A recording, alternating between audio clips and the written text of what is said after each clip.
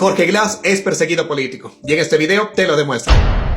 La sentencia contra Carlos Bernal y Jorge Glass de 13 años de prisión, más $250 millones por reparación y una multa de $32.900 es, para cualquier abogado o jurista serio que respeta el Estado de Derecho, una aberración jurídica que debería preocuparnos y escandalizarnos a todos los ecuatorianos. Trata, sino que se inventa unos elementos que no constan en el tipo penal de peculado para condenar al ingeniero Glass a 13 años de prisión. Entonces, esto es una verdadera aberración jurídica que yo esperaría, ojalá, que en apelación esto se revierta, ¿no? Porque no puede ser posible que en el Ecuador sigamos tolerando este tipo de actuaciones judiciales. Ok, vamos por partes. Que quede claro, no lo sentencian ni por robo ni por sobreprecios. ¿Cuál es el delito? Un supuesto peculado. A ver, primero, ¿qué es el peculado? Según el artículo 278 del COIP, el peculado ocurre cuando un funcionario se apropia de fondos públicos del Estado en beneficio propio o de terceros. ¿Qué pasa aquí? Enfoquémonos solo en Jorge Glass. La fiscalía no probó que él se haya apropiado de un solo dólar. No hay cuentas ocultas, no hay transferencias ilegales, no hay un solo testigo que lo incrimine contundentemente con pruebas. Aparte de eso, ¿sabes quién más lo confirma? Cristian Zurita, el mejor amigo del difunto Fernando Villavicencio, anticorreístas extremos. ¿Qué dijo? Jorge Glass está preso por las fuerzas de las circunstancias, mas no por las pruebas construidas por fiscalía. ¿No me crees?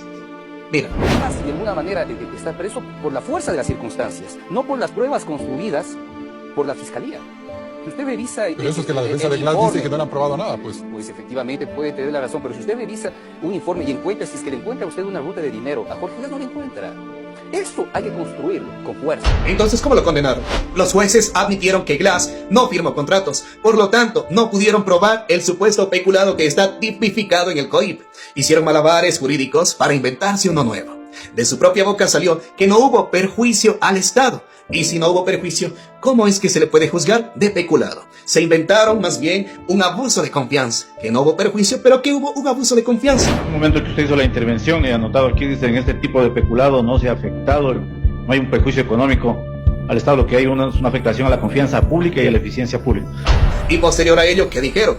Si bien Glass no firmó contratos, se evidencia su impulso para priorizar obras que no eran emergentes, según ellos.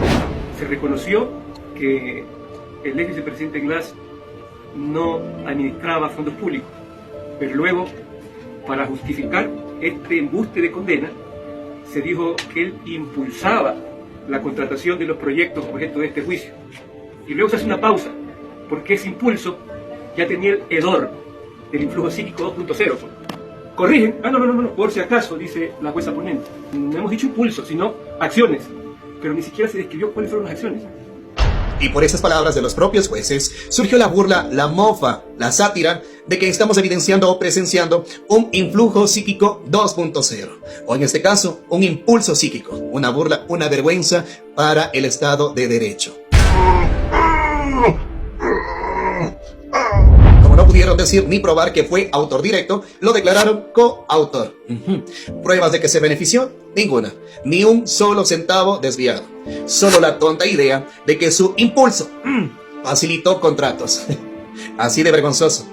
Un argumento que no se sostiene en derecho. Un impulso que no existe en ninguna ley penal. En este punto es importante hablar del principio de tipicidad. Según las investigaciones que hice, y es algo que todos deberíamos conocer, en derecho penal existe algo básico llamado principio de tipicidad. Según el artículo 76, numeral 3 de la Constitución, dice que nadie podrá ser condenado por actos que no estén descritos como delitos. Así de fácil, así de sencillo. Hace tiempo atrás, cuando recién inició este proceso, la Fiscalía publicó estas imágenes, en donde pretendían mostrarnos estas obras que para ellos supuestamente no eran emergentes. No estaban culpando de sobreprecios ni robo, sino simplemente para ellos no eran emergentes. Lo que no se dieron cuenta es que esto también fue contraproducente. ¿Por qué? Porque nos estaba mostrando y evidenciando que sí hubo obras y mega obras. Y algunos dirán, pero solo fueron esas. ¿Y qué hay de lo principal? De las viviendas, de los hospitales, de todo lo demás. Esto es lo que no te cuenta la Fiscalía y los medios pautados por el gobierno. Aparte de estas obras, obviamente, se hizo la reconstrucción de Manabí. Y aquí te lo muestro. Se invirtieron $508 millones en viviendas. 7.706 casas construidas en terreno propio fueron entregadas, al igual que 1.240 casas construidas en terrenos urbanizados por el Estado. Otras 13.288 fueron reparadas. El trabajo continúa. Están en construcción 10.000 viviendas más en terreno propio y otras 500 en terrenos urbanizados por el gobierno. 182 millones se invirtieron en educación. Se construyeron 70 nuevas unidades educativas del milenio pluridocentes. En ejecución están otras 87. Un total de 875 unidades fueron reparadas y otras 26 escuelas provisionales construidas. 170 millones en salud, que sirvieron para construir y terminar centros de salud tipo C y B, con características de hospitales en las ciudades de Manta, Tosagua, Chone y Cojimíes. Y existen otros proyectos en ejecución. Una de las más altas inversiones se dio en vialidad. Con 387 millones de dólares se repararon y se construyen las vías de Esmeraldas y Manabí, provincias que ahora cuentan con las mejores y más modernas carreteras de la región. En la reactivación productiva se invierten 85 millones de dólares. Un ejemplo de ello está aquí, Jama, Rocafuerte y otras ciudades de Manabí y Esmeraldas. La inversión también se dirigió a la rehabilitación de los sistemas y de reserva de agua potable, de los cantones, de las provincias, así como de la reparación de subestaciones, líneas de transmisión, redes primarias, redes secundarias, transformadores, postes, conductores y luminarias. Así o más claro. Y recuerden que el terremoto fue en abril del 2016 y ellos dejaron el cargo en mayo del 2017. Prácticamente tuvieron un año aproximadamente para la reconstrucción de Manabí. Y en ese tiempo lograron el 60% de avance. En tan poco tiempo pudieron hacerlo. Y de hecho fueron felicitados por el BID o el BID, Banco Interamericano de Desarrollo, que tienen la sede en Washington, Estados Unidos. Yo les decía esta reflexión. ¿Por qué no tenemos aquí en estos estrados a un funcionario, algún representante del BID, que nos cuente pues si ellos detectaron algún delito? No lo tenemos. Porque nosotros sabemos que organismos como el BID y otros multilaterales felicitaban a la reconstrucción en nuestro periodo. El 40% restante tenían que continuarlo los gobiernos de turno, pero no lo hicieron. Y de hecho, aunque parezca increíble, a Jorge Glass lo condenan también por no haber terminado obras que tenía que hacerlo Lenín Moreno.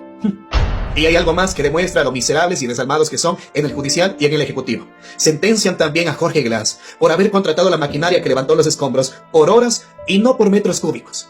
Ellos querían que se contrate la maquinaria por metros cúbicos. Y todos nos preguntamos y todos decimos, ¿a quién se le ocurre en una emergencia decir a alguien que esté midiendo metro cúbico por metro cúbico mientras las vidas están en juego? Gracias a que actuaron rápidamente y se contrataron por horas, se salvaron más de 100 vidas que estaban bajo los escombros. El doctor Augusto Tandazo sostiene que esto es una persecución política. Tomadura del pelo el caso Reconstrucción de Manabí de Jorge Glass. Porque además él no adjudicó los contratos y lo que manejaba era la parte global del tema. Entonces, esto, ¿por qué me preocupa? Me preocupa porque no se puede hacer tabla rasa de la norma, de la ley. No se puede hacer eso. O sea, a cuenta de que hay que perseguir y que hay que cumplir con una agenda política de un gobierno, que es lo mismo el gobierno de Moreno, el gobierno de Lasso y este gobierno. Entonces hay que perseguir y hay que meterlo preso. Y no es correísta. No tengo ninguna vinculación con la Revolución Ciudadana. No tengo ningún acercamiento con Jorge Glass. Yo lo que defiendo es dos cosas, la verdad y el derecho. Acá otro personaje más, el periodista Anderson Boscan. Glass es perseguido político, Glass está preso por la fuerza de las circunstancias, sentenciado hasta con un cuerpo legal caducado. Y bueno, aquí una recopilación rápida de más personas expertas en el tema. El trofeo político de la derecha, lastimosamente, se llama la vida de Jorge Glass. Qué triste. El caso de Jorge Glass muestra, además, una falta de respeto a las normas internacionales. Las obras de reconstrucción, lo que a mí me llamó la atención, que de verdad han sido bastante rápido. Está sujeto a lo que llamamos lawfare, y hemos visto mucho lawfare. El contexto de claro riesgo para la vida e integridad de Jorge Glass ha hecho que la práctica totalidad de los organismos internacionales de derechos humanos hayan pedido ya su libertad. Jorge Glass es inocente. Es un acto de persecución judicial. Allí no hay peculato por ningún lado. La acusación de peculato que carece totalmente de sustento jurídico. Noboa viene utilizando a Jorge Glass como un trofeo político. No se han configurado los elementos constitutivos del delito de peculado. Ya las máximas autoridades del Estado ecuatoriano, porque sin duda va a ser un crimen. El Estado mexicano tuvo todos los argumentos y toda la razón para otorgarle la calidad de asilado diplomático. En conclusión, este debe ser el único país al que un funcionario público lo sentencian por hacer obras. Así es, aunque suene descabellado, poco creíble, a Jorge Glass lo sentenciaron por hacer obras que para ellos supuestamente no eran emergentes. Hemos llegado a un punto donde esto no se trata de defender personas, banderas o ideologías políticas. Se trata de defender la justicia y el Estado de Derecho. Este caso no es aislado, es parte de un patrón. La justicia como arma política. Si la justicia se politiza, mañana cualquiera puede ser perseguido. No me creas, busca la sentencia, averigua, confirma, investiga, corrobora la información y saca tus propias conclusiones. Te agradecería que compartas este video.